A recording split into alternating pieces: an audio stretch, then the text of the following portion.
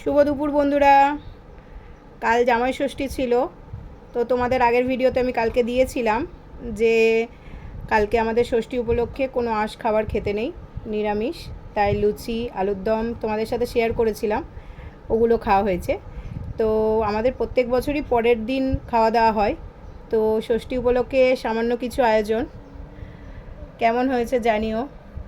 এখানে রয়েছে ভাত, 5 রকমের ভাজা, উচ্ছে, কুমড়ো, বেগুন, পটল আর ঢ্যাঁড়স ভাজা।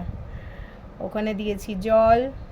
এখানে আছে চিকেন কষা, এখানে আছে লোটে ফ্রাই আর কাসুন্দি, এখানে আছে চাটনি পাঁপড়, এখানে আছে স্যালাডে আছে শসা, পেঁয়াজ, টমেটো, লেবু, লঙ্কা, আর এখানে 5 রকম মিষ্টি, সাথে মিষ্টি দই আর কোল্ড ড্রিঙ্কস।